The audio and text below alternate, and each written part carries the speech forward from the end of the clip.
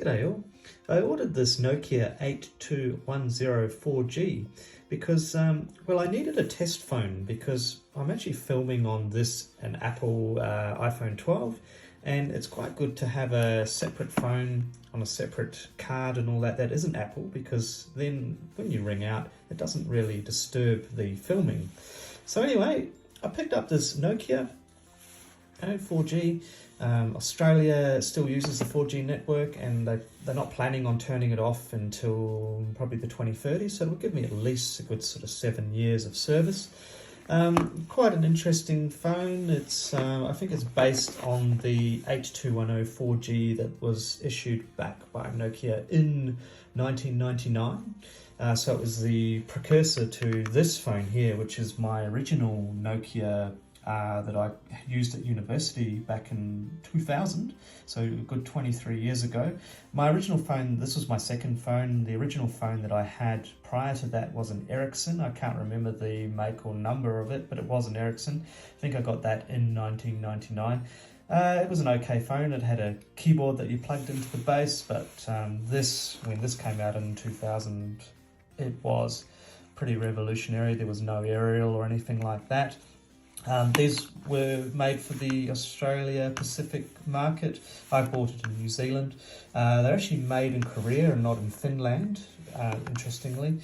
But yeah, so this Nokia 8210 is probably the latest of the retro form of phones that are issued by Nokia. It was cheap. I paid 75 Australian on Amazon, and I had a whole bunch of credit on Amazon that I hadn't used, so I thought, yeah, it'd be quite cool to get one of these and use it as my test phone.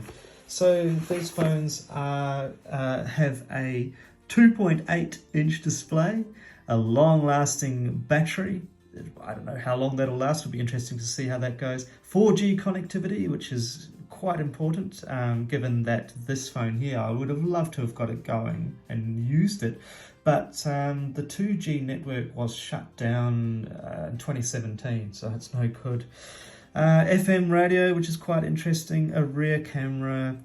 Apparently the rear camera is pretty hopeless, but and you can put in a 250GB memory card, and there's a torch as well, which is probably pretty useless. But anyway, and apparently these telephones are made in Vietnam. And I got the dark blue because I thought, well, it goes quite nicely with my old retro phone that this old Nokia 3310, which I'm going to display in my display cabinet, and this will become my main test phone. So yeah, I'll let you know how I go. Alright, I've opened up the box, and inside the box, this is pretty much the contents, obviously without that. So we've got the usual power supply, we've got a quick guide, we've got a battery, a Nokia battery in black, so that's quite cool. Slightly larger form than the battery which is inside this telephone. But yeah, made in China, in both English and French. And we've got a very uncomfortable looking set of headphones. And we've got the phone itself. Now the phone itself is interesting because it is a larger size. I think because these days we are more used to having large screens on our telephones as opposed to back in the day when they were a lot smaller. But interestingly, this phone is quite fat compared to this phone. So this telephone is about 13mm, I think, whereas this one's probably closer to sort of 20-25mm at its fattest point. And interestingly as well, this phone weighs a lot more than this. This is very, very light. I admit that the battery's not in it yet, but this battery is quite light as well. So yeah, there you go. I'll stick the battery in and give it a test run. I've opened up the case here, so this just snaps off the back, and I'm going to chuck the battery in now. I haven't actually got, it's actually dual SIM as well, I didn't realise that. That's interesting. Designed in Finland, made in Vietnam, I guess.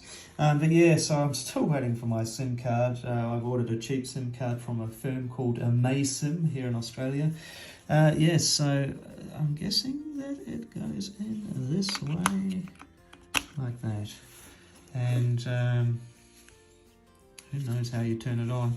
I'll figure that out. All right, just giving the phone a bit of a charge. Yeah, needs a charge before I can use it.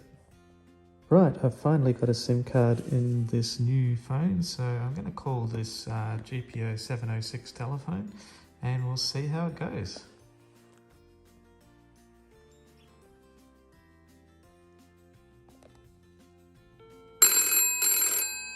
Yep, it looks like it's all working.